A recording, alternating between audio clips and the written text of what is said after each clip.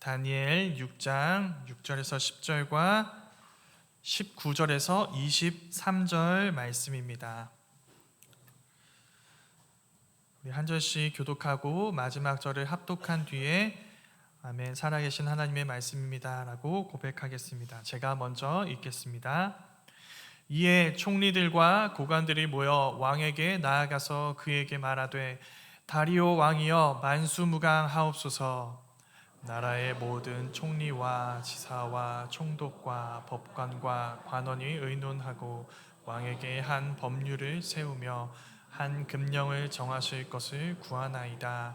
왕이여, 그것은 곧 이제부터 30일 동안에 누구든지 왕 외에 어떤 신에게나 사람에게 무엇을 구하면 사자굴에 던져 넣기로 한 것이니이다. 그런즉 왕이여, 원하건대 금령을 세우시고 그 조서에 왕의 도장을 찍어 메대와 바사에 고치지 아니하는 규례를 따라 그것을 다시 고치지 못하게 하옵소서 하매, 이에 다리오 왕이 조서에 왕의 도장을 찍어 금령을 내니라. 다니엘이 이 조서에 왕의 도장이 찍힌 것을 알고도 자기 집에 돌아가서는 윗방에 올라가 예루살렘으로 향한 창문을 열고 전에 하던 대로 하루 3번씩 무릎을 꿇고 기도하며 그의 하나님께 감사하였더라.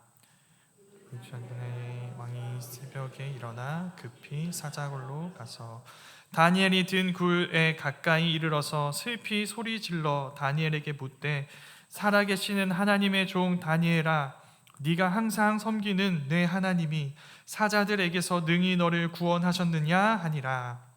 다니엘이 왕에게 아뢰되, 왕이여, 원하건대 왕은 만수무강하옵소서. 나의 하나님이 이미 그의 천사를 보내어 사자들의 입을 봉하셨으므로 사자들이 나를 상해하지 못하셨사오니 이는 나의 무죄함이 그 앞에 명백함이오며, 또 왕이여, 나는 왕에게도 해를 끼치지 아니하였나이다 하니라. 왕이 심히 기뻐서 명하여 다니엘을 굴에서 올리라 하매 그들이 다니엘을 굴에서 올린즉 그의 몸이 조금도 상하지 아니하였으니 이는 그가 자기의 하나님을 믿음이었더라.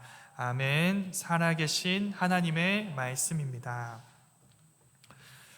지난 5월 5일 어린이날에 제가 태어나서 2번째로 서울랜드에 다녀왔습니다. 원래 저는 놀이기구 보기를 바알과 아세라 보듯 하는 사람입니다. 그래서 초등학교 때 가보고 이제 다시는 가지 않겠구나라는 생각을 하고 있었는데요. 아이가 생기니까 가지 않을 수가 없더라고요. 그래서 가보고 알게 되었습니다. 제가 초등학교 때 가봤던 그때랑 완전히 다른 세상이 되어 있더라고요. 그때 그 바알과 아세라가 아니었습니다. 새로운 놀이기구들이 너무 많이 생겼고 놀이기구만이 아니라 각종 공연이 막 많이 있었고, 그래서 제가 알던 서울랜드와는 전혀 다른 곳이 되어 있었습니다. 그런데 한 가지 그때나 지금이나 변하지 않은 것이 있었습니다. 무엇일까요? 아이들이 많다는 사실이죠. 너무 많았습니다. 네, 당연한 사실이죠. 그때나 지금이나 그 공간이 어떻게 꾸며지고 달라져도 그 공간을 구성하고 꾸미는 회사 사장님이 몇 번이고 달라진다 하더라도 변하지 않는 건 그곳에는 늘 아이들이 있을 거라는 사실이에요. 그래서 사실상 그 변화되는 공간의 변함없는 주인은 서울랜드 사장님이 아니라 거기서 놀게 될 아이들입니다. 이 이야기가 오늘 우리가 읽은 다니엘서를 이해하는 굉장히 중요한 배경이 됩니다. 다니엘서를 좀 읽어보신 분들은 다니엘 처음 나올 때 그가 어린 소년이었다는 것을 기억하실 것입니다. 아직 어른이라고 할 수 없는 어린 나이에 다니엘은 조국 유다 왕국이 멸망하는 것을 보게 됩니다. 느부갓네살의 바벨론 제국이 유다를 침공해서 1차 포로들을 끌고 갈 때 그때 다니엘이 이제 바벨론으로 끌려가게 되죠. 이때부터 이제 다니엘의 신분은 유다 왕국 왕족 사람이 아니라 바벨론 포로입니다. 이 1차 포로로 끌려간 사람들은 공통점이 있습니다. 유다 왕족들이고 일종의 이제 소위 말하는 브레인들입니다. 엘리트층인 것이죠. 여기에 이제 바벨론의 정책이 담겨 있습니다. 바벨론은 유다뿐만 아니라 자기들이 점령한 각종 그 모든 나라의 엘리트들을 다 흡수하려고 합니다.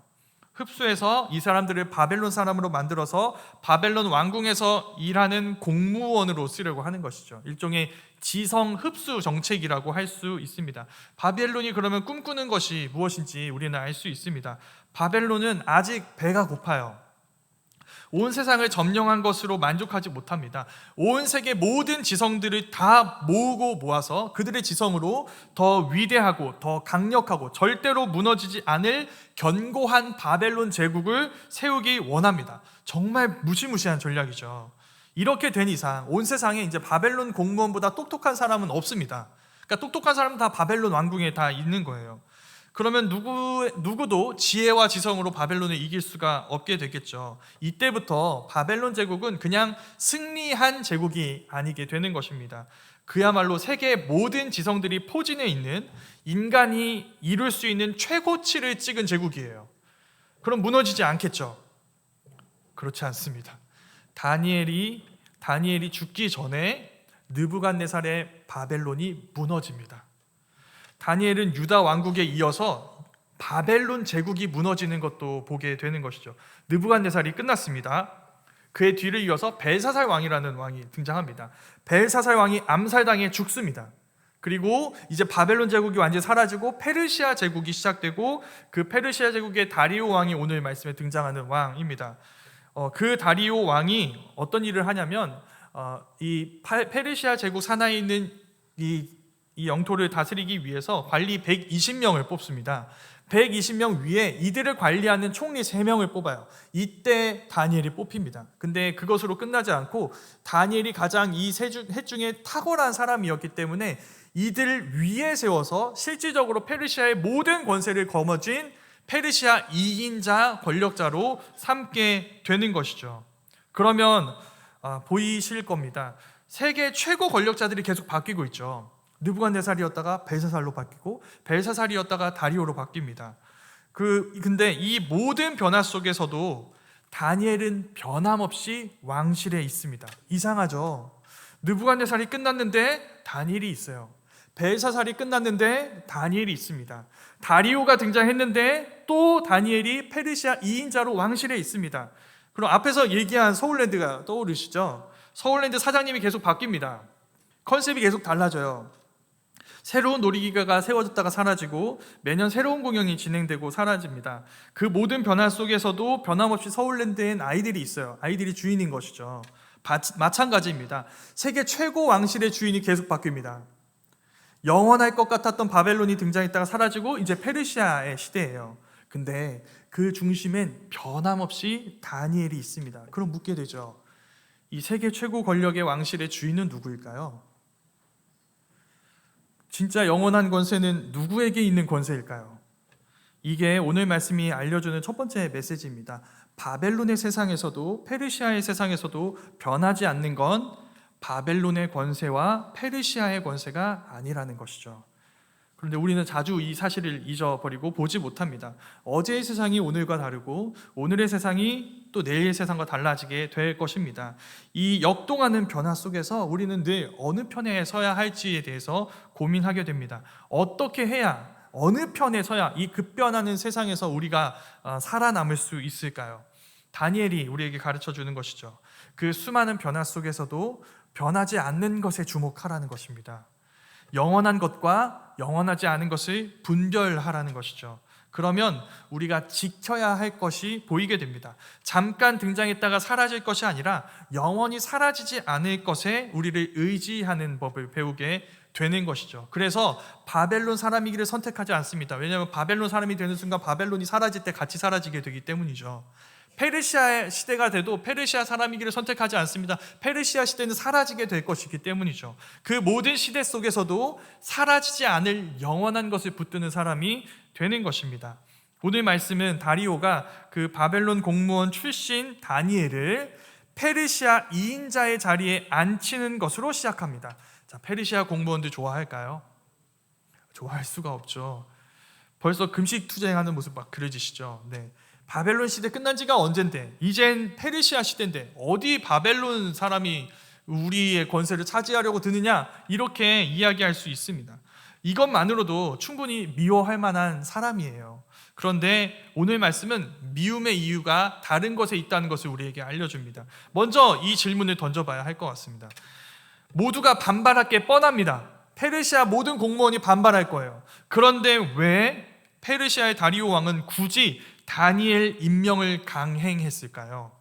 그 이유가 6장 2절 말씀 끝부분에 이렇게 나옵니다. 다니엘이 왜 총리로 세워졌는가? 이렇게 나와 있습니다. 다니엘은 왕의 손해가 없게 하려고 세워진 총리예요. 그러면 이제 대충 페르시아 제국의 세계가 보이시죠? 다니엘이 없다면 그럼 어떤 일이 일어난다는 걸까요? 왕에게 손해가 발생한다는 뜻입니다. 페르시아 제국은 어떤 세계일까요? 페르시아 제국은 거대한 낭비와 부정부패의 집합소입니다. 페르시아 공무원들은 저마다 자기 권세를 사용해서 왕의 이익을 빼돌리고 탈취하기 위해서 준비되어 있어요. 헌신할 준비가 되어 있습니다. 그러니까 왕의 입장에서 이들을 막을 사람이 필요하겠죠. 그 사람은 어떤 사람이어야 할까요? 좌로나 우로나 치우쳐서는 안 됩니다. 어떤 정치적 압력과 이익 앞에서도 흔들리지 않을 사람이어야 합니다. 바벨론에서도 바벨론 사람이라고 할 수 없고 페르시아에서도 페르시아 사람이라고 할 수 없는 사람이어야 합니다. 다니엘이 바로 그런 사람이었던 것이죠. 여기에 메시지가 있습니다. 다리오가 다니엘을 뽑은 건 다니엘이 신앙인이라는 사실 자체 때문이 아닙니다. 다니엘이 정직하고 정의로운 사람이기 때문이죠. 그런데 그 정직과 정의가 다니엘의 신앙과 관련이 있습니다. 다니엘은 아무리 엄청난 이익으로 그를 회유하려고 해도 어떠한 치우침도 없이 정의를 실현해요. 어떤 것으로도 이 회유할 수 없는 사람입니다. 이유가 무엇일까요? 그가 신앙인이기 때문입니다. 바벨론에서도 그랬고 페르시아에서도 그랬습니다. 그게 하나님의 사람이 이방 땅에서 사는 방법입니다. 어떻게 사는 걸까요? 믿음으로 사는 것이죠.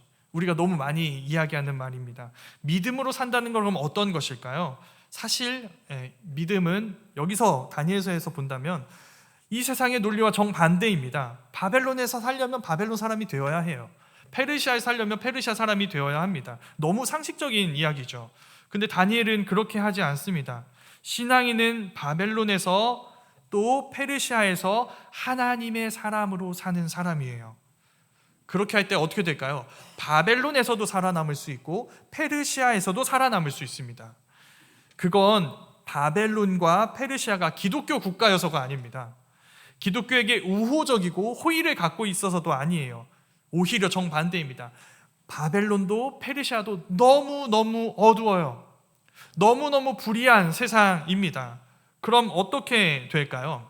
역설적이게도 바벨론에서도 페르시아에서도 이 다니엘은 환영받지 않지만 필요한 존재가 됩니다. 환영받진 않지만 필요한 존재가 되는 것이죠. 그건 지금도 마찬가지입니다. 다리오에게 다니엘이 필요했던 것처럼 지금 이 세상은 믿음으로 사는 사람이 너무 필요해요. 왜 그럴까요? 세상이 너무 어둡기 때문입니다. 세상 입장에서 얘기하면 이런 겁니다. 저 신앙인은 나와 달라요. 내 편이 아니에요. 그런데 내가 신뢰할 수 있는 사람입니다. 저 사람은 예수 믿는 사람, 정직한 사람이에요. 그가 있어야 우리 공동체의 정직 지수가 유지될 수 있습니다. 그는 예수님을 믿는 사람이라서 정의로운 사람이에요. 그래서 그 사람에게 물어봐서 지금 우리 방향이 바른지, 우리가 길을 잃거나 편향되지는 않았는지 그에게 묻고 답을 찾을 수 있습니다. 그게 성도님들의 역할입니다. 그러니 기억하셔야 합니다. 성도님들의 공동체가 신앙을 갖고 있든지 갖고 있지 않든지 상관없습니다. 그 공동체는 바른 신앙을 가진 성도님들이 너무 필요합니다. 성도님들이 바른 신앙을 갖고 계셔야 그 공동체가 살아날 수 있습니다. 우리가 믿음으로 살아가야 믿음 없는 사람들이 길을 찾을 수 있습니다. 그러니까 우리는 그들에게 필요한 믿음의 사람이 되어야 하는 것이죠. 그런데 기억해야 할 것은 이것입니다. 그렇다고 세상이 우리에게 호의적인 것은 아니라는 사실이죠. 다니엘을 싫어하는 사람들이 있습니다. 어떤 사람들일까요? 너무 당연하겠죠. 다니엘 때문에 정치 자금을 빼돌릴 수 없는 사람들이에요. 내가 하고 싶은 악한 일을 할 수 없는 사람들. 이 사람들이 다니엘을 싫어합니다. 너무 당연한 사실이죠. 근데 우리는 이 사실을 자주 잊습니다. 정의로운 편에 서면 미움을 받습니다. 그 사실을 겉면으로 바꾸면 어떻게 얘기할 수 있을까요? 네, 우리는 모든 사람들이 좋아하는 사람이 되어서는 안 됩니다. 우린 정의로운 사람은 좋아하고 불의한 사람들은 미워하는 사람이 되어야 하는 것이죠. 그래서 만약에 오늘 말씀에 나온 이 다니엘을 싫어하는 사람들 있죠. 이 사람들이 우리를 좋아한다면 우리 어떻게 반응해야 할까요? 우리는 심각하게 우리 삶을 돌아봐야 합니다. 그건 우리가 다니엘과 좀 거리가 먼 사람이라는 뜻이기 때문이죠. 어떻게 해서든 그들에게 불이한 이익이 되는 존재가 되기 때문에 그들이, 그 불의한 사람들이 우리를 좋아할 수 있는 것입니다. 그래서 우리를 돌아봐야 합니다. 모든 사람들에게 사랑을 받아서는 안 되는 것이죠. 물론 반론이 있을 수 있습니다. 이런 것들이죠. 그런 사람들을, 그런 불의한 사람들이죠. 그런 불의한 사람들을 변화시키는 게 우리의 이야기, 우리의 삶 아닌가요? 우리가 믿음으로 사는 삶에 보이면, 그런 모습을 보이면 그 불의한 사람들도 우리를 좋아하게 되고 우리를 보고 회개하고 돌아와서 우리처럼 변화되는 것 아닌가요? 제가 정말 많이 하는 말입니다. 이게 가장 좋은 케이스예요. 이렇게 되면 너무 행복하죠. 너무 아름답고 완벽합니다. 그런데 현실적으로 말하면 그렇게 되지 않을 때가 너무 많은 것 같습니다. 다니엘의 경우가 그렇습니다. 다니엘을 싫어하는 모든 사람들이 모여서 이제 다니엘을 제거할 계획을 세워요. 이거 사실 굉장히 큰 모험입니다. 왜냐하면 다니엘이 지금 어떤 사람이죠? 페르시아 제국의 건세 2인자입니다. 왕이 직접 뽑은 사람이에요. 그러니까 다니엘을 제거한다는 건 사실 쿠데타를 일으키고 이 왕에게 도전하는 것과도 마찬가지의 일입니다. 왕이 신뢰하는 사람인데 이런 사람을 제거하려면 그럼 어떻게 해야 될까요? 엄청나게 철저한 준비가 필요합니다. 죽기 살기로 그 다니엘을 공격할 수 있는 모든 요소를 다 찾아야 합니다. 일단 어떻게 해야 될까요? 왕이 다니엘을 의심하게 만들어야 합니다. 그리고 그를 신뢰하지 못하게 해야 하는 것이죠. 그래서 말 그대로 다니엘 뒷조사를 시작합니다. 다니엘의 행적을 탈탈 털어요. 탈탈 텁니다. 뭐가 나왔을까요? 먼지 하나 나오지 않는 거예요. 아주 조그만 흠도 발견할 수 없어요. 그럼 어떻게 반응해야 될까요? 정신 차려야죠. 지금 우리가 무슨 짓을 하고 있는 거지? 누굴 제거하려고 하는 거지? 우리가 잘못했다. 이렇게까지 정의로운 사람이면, 청렴결백한 사람이라면 이 자리에 있어야 한다. 이 자리에 있어야 페르시아 제국의 정의가 유지될 거야. 그러니까 여기서 그만하자. 우리도 부정부패 청산하고 저 사람의 반만큼이라도 한번 해보자. 그러면 우리도 저 사람처럼 높아질 수 있는 것 아니냐? 그렇게 하지 않습니다. 뒷조사를 통해 그들은 다니엘의 신앙을 발견해요. 신앙 때문에 그가 정의로운 사람이라는 것을 알게 됩니다. 신앙이 그의 중심이에요. 그러다 그 신앙을 갖기로 결정하는 것이 아니라 그 신앙을 공격하기로 결정합니다. 이들이 다리오 왕에게 와서 하는 말이에요. 다니엘서 6장 7절 말씀인데 제가 한번 읽어보도록 하겠습니다. 나라의 모든 총리와 지사와 총독과 법관과 관원이 의논하고 왕에게 한 법률을 세우며 한 금령을 정하실 것을 구하나이다. 왕이여, 그것은 곧 이제부터 30일 동안에 누구든지 왕 외에 어떤 신에게나 사람에게 무엇을 구하면 사자굴에 던져 넣기로 한 것이니이다. 요약하면 이렇습니다. 다리오 왕이여, 왕의 모든 신하들이 어떤 종교적 기도 행위를 멈추는, 30일 동안 멈추는 일체 멈추는 법안을 논의했습니다. 이제 이 법안을 어기면 사자굴에 넣기로 합의했습니다. 왕이 이 법안에 사인해 주십시오. 그리고 나중에라도 이 법안을 고칠 수 없도록 자율재량권 삭제 조항에도, 세부 조항에도 사인해 주십시오. 도장을 찍어 주십시오. 다리오 입장에서 이건 마다할 이유가 없는 제안입니다. 근데 마다할 이유는 없지만 의심할 여지는 있습니다. 뭘 의심해야 될까요? 모든 신하들이 합의했다고 하면은 모든 신하들 중에 가장 높은 사람이 이 법안을 가져와야 하죠. 왜냐하면 그가 대표자니까. 그럼 누가 이 법안을 들고 왔어야 했을까요? 다니엘이죠.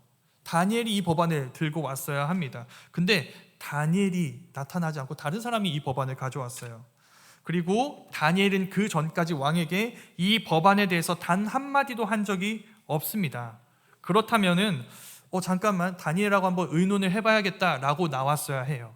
그리고 지금은 사인하더라도 혹시라도 이게 의심의 여지가 있으니까 다음에라도 이걸 고칠 수 있는 이 자율재량권 이 세부 조항에는 사인하지 말아야 합니다. 이거 남겨놔야 하죠. 그런데 그런 것도 남겨두지 않는 것입니다.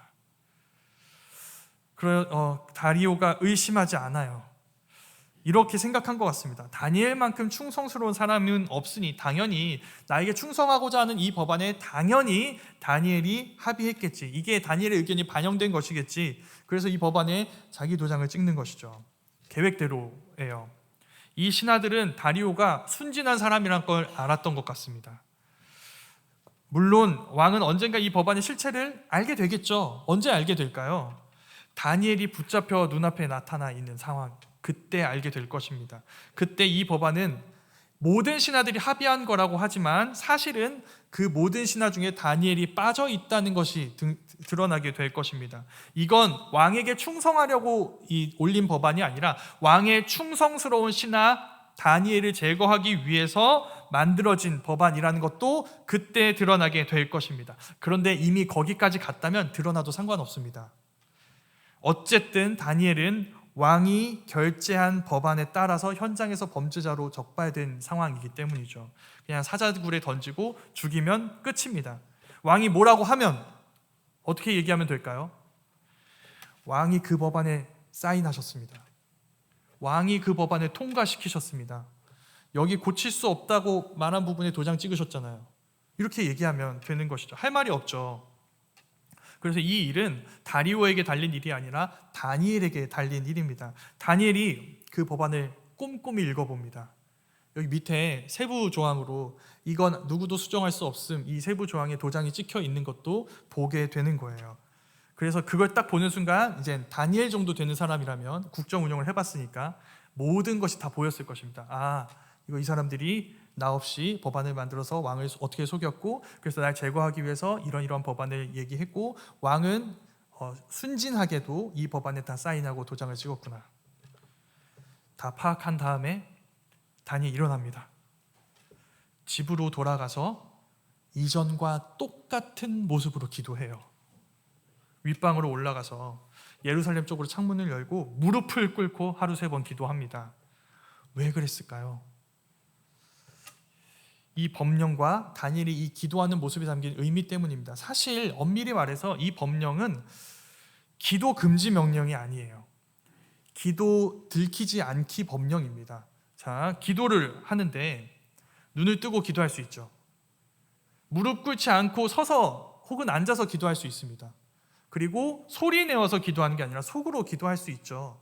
그때 나를 본 사람들이 내가 기도하는지 안 하는지 어떻게 알겠어요? 그렇게 할 수 있습니다. 그런데 그렇게 하지 않아요. 굳이 이 모습으로 기도합니다. 왜냐하면 이 모습에 담긴 의미 때문입니다. 다니엘이 이렇게 기도하는 모습은 솔로몬이 성전을 짓고 성전 봉헌식을 진행할 때 기도했던 내용에 나오는 모습입니다. 딱 이 상황에 해야 하는 기도예요. 어떤 기도냐면 이스라엘이 죄를 짓고 다른 나라에 팔려서 그래서 거기서 끌려갔을 때 그곳에서 이 성전과 이 성전이 있는 예루살렘 쪽을 향해 기도한다면 주님 들으시고 그들을 다시 이 땅으로 돌아오게 해주십시오. 다시 이 성전을 회복해 주십시오. 이게 솔로몬의 기도였고 지금 다니엘이 그 모습으로 기도하고 있습니다. 다니엘이 지금 이 현실을 어떻게 보는지를 우리가 이 기도에서 볼 수 있어요. 다니엘은 고위 공무원입니다. 온 세상이 우러러보는 권력자예요. 모두가 거기를 목표로 하고 있습니다. 바벨론 처음 온 순간부터 페르시아 여기 제국에 있을 때까지 여기 오기까지 한 번도 권세의 자리에 없었던 적이 없어요. 근데 그걸 원하지 않아요. 저 약속의 땅에 가고 싶어요. 저 거기서 다시 하나님을 예배하고 싶어요. 여기서 그 애굽에서 나왔을 때 그 출애굽 이야기가 다시 한번 이루어졌으면 좋겠어요. 그때처럼 저는 그냥 거기 돌아가서 하나님의 구원과 하나님의 승리와 하나님 나라를 노래하고 싶어요. 이 기도의 모습에 그게 담겨 있는 것입니다. 이걸 생명을 걸고 지키고 싶어 해요. 그래서 만약에 다니엘이 기도는 했지만 눈 뜨고 일어나서 혹은 앉아서 소리 내지 않고 속으로 기도했다면 이야기할 것입니다. 너도 어쩔 수 없구나. 너도 지금 네 생명이 네가 기도하는 하나님께 달린 게 아니라 지금 다리오에게 달려있다고 고백하고 있는 것 아니냐. 그러니 다니엘이 그렇게 할 수가 없었던 것입니다. 내가 기도하는 모습 봐라. 내 생명 가져가 봐라. 나는 하나님의 백성이기를 원한다. 고위 공무원직 목숨 다 그보다 높지 않다. 그보다 크지 않다. 데려가라. 그래서 그렇게 기도하고 적발되어서 잡혀가게 됩니다. 이제 다리오 앞에 다니엘이 끌려와 있어요. 그 사람들이 이렇게 얘기합니다. 왕이 사인한 법을 어긴 다니엘이 여기 있습니다. 그제야 다리오 왕이 모든 것을 깨닫게 되죠. 아, 속았구나. 이거 나에게 충성하기 위해서가 아니었구나. 다니엘 제거하려고 한 거였구나. 고통스러워하면서 날이 저물도록 법률 사전을 뒤적거립니다. 왜 그럴까요? 다니엘을 살려야 하니까. 살릴 수 있는 법이 있는지 샅샅이 뒤집니다. 그런데 아무것도 할 수 없어요. 이게 다리오 왕의 실체입니다. 성도님들은 혹시 페르시아의 다리오 왕 같은 힘 있는 사람, 아는 사람 좀 있으신가요? 혹시 안다면, 없더라도 안다고 생각하면 우리 기분이 어떨까요? 좀 든든해지죠. 내가 이렇게 힘 있는 사람을 알고 있어요. 경제의 최고 권력자예요. 그러니까 어마어마한 부호예요. 이런 사람이 나에게 내가 어려울 때 도움을 요청하면 도움을 줄 수 있겠죠. 그러니까 나를 도울 수 있겠죠. 근데 이 말씀이 뭐라고 얘기할까요? 도울 수 없습니다. 그들이 나를 구원할 수가 없습니다. 이 세상의 최고 권세자가 나에게 적대적이지 않아요. 나에게 우호적입니다. 그럼에도 그는 우리를 구원할 수 없습니다. 오히려 그는 나를 죽이는 공범이 될 수 있어요. 몰랐다. 다리오 몰랐다고 얘기하겠죠. 알지 못했다 할지라도 이 법안은 누가 사인한 법안인가요? 다리오가 사인한 법안입니다. 그걸 자기는 취소할 수도 없는 상황이에요. 그래서 너무나 무력한 모습으로 다리오가 사자굴에 들어가는 이 다니엘을 향해서 이 말밖에 할 수 없습니다. 네가 섬기는 하나님이 너를 구원하시리라. 그리고 그날 잠 못 이루는 밤을 보내요.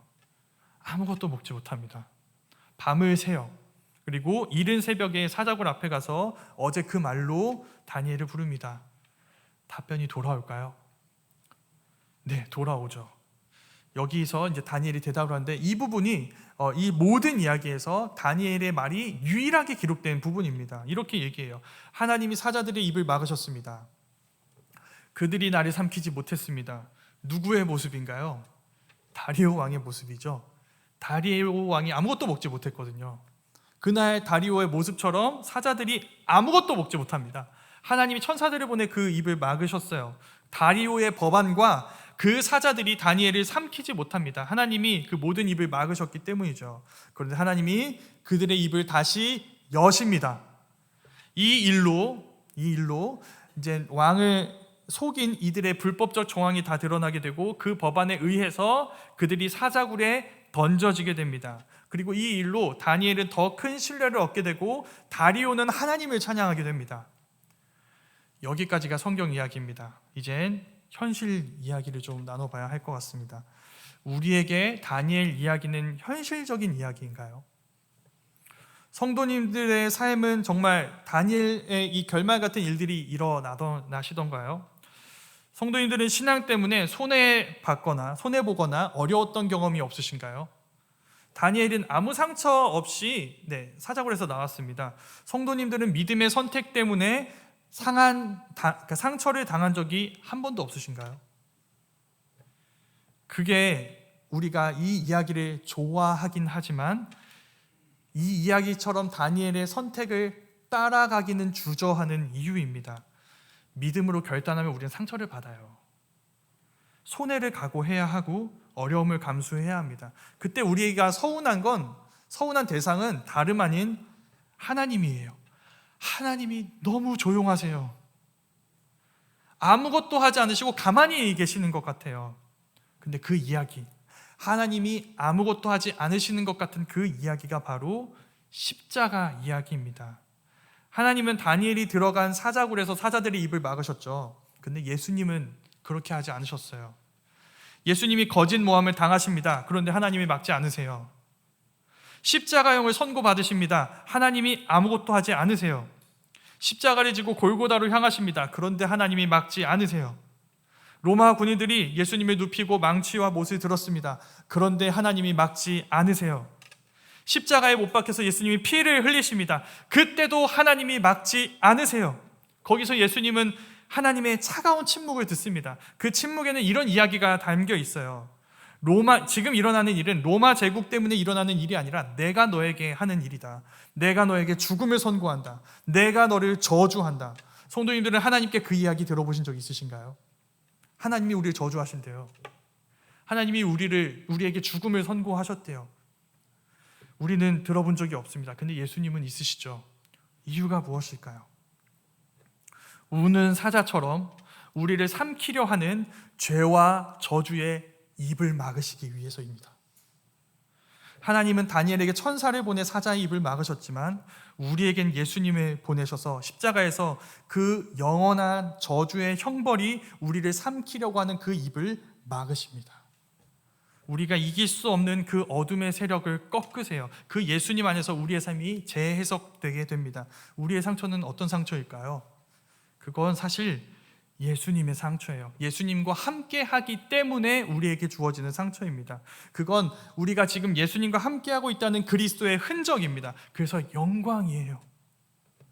우리의 고통은 예수님과 함께함으로 인한 고통입니다. 그 고통의 자리에 예수님이 우리와 함께하고 계세요. 그래서 그건 하나님의 침묵이 아니라 그 침묵 속에서도 우리를 위해 고난당하신 예수님과 함께하는 자리로 새롭게 변화되는 것입니다. 그래서 우리가 알게 되는 것이 있습니다. 그리고 우리가 알게 되는 사실이죠. 예수님은 죽음으로 끝나지 않으셨어요. 다니엘이 사자굴 문을 열고 나온 것처럼 예수님은 무덤 문을 열고 나오셨습니다. 그런데 그때 예수님의 몸은 다니엘의 몸과는 달랐어요. 다니엘은 이전과 같은 상처 하나 없는 몸으로 나왔지만 예수님은 부활의 몸으로 다시는 상처 입을 수 없고 어떤 죽음의 흔적도 없는 새롭고 영원한 생명의 몸으로 나오셨어요. 거기가 우리의 목적지라는 것을 알기 때문에 우리는 고난 속에서도 주님의 부활을 생각하는 사람들입니다. 고난 속에서도 그 고난이 우리를 삼키는 것이 아니라 그 고난을 삼키고 우리를 영원히 새롭게 하고 또 영원한 생명을 우리에게 주는 그 부활의 몸을 묵상하고 그 부활의 능력을 경험하는 사람들이 되는 것이죠. 그래서 결론입니다. 우리 모두가 다니엘의 선택을 우리의 선택으로 삼았으면 좋겠습니다. 그 선택이 틀리지 않습니다. 바벨론에서나 페르시아에서나 우리 모두가 믿음으로 다니엘의 정의와 정직을 포기하지 않았으면 좋겠습니다. 그때 우리를 찾아올지 모르는 풀무불과 사자굴의 위협 속에서 주님이 우리와 함께 하십니다. 주님이 우리에게 영원한 구원과 소망과 생명이 되심을 우리는 거기서 경험하게 될 것이고 거기서 우리는 주님의 영광을 드러내게 되는 것이죠. 그 이야기가 오늘 우리의 이야기가 되어 다니엘, 페르시아에서나 바벨론에서나 믿음으로 살아가는 사람으로 하나님의 사람이 어떻게 살아가는지를 보여줬던 그 다니엘과 같이 우리도 이 어둠의 시대, 이 불의의 시대 속에서 하나님의 사람은 어떻게 살아가는지, 하나님이 우리를 어떻게 이끄시고 어떻게 붙드시고 어떻게 우리와 함께 하시는지를 보여줄 수 있는 그 믿음의 사람으로 살아가는 우리 모두가 될 수 있기를 간절히 소망합니다.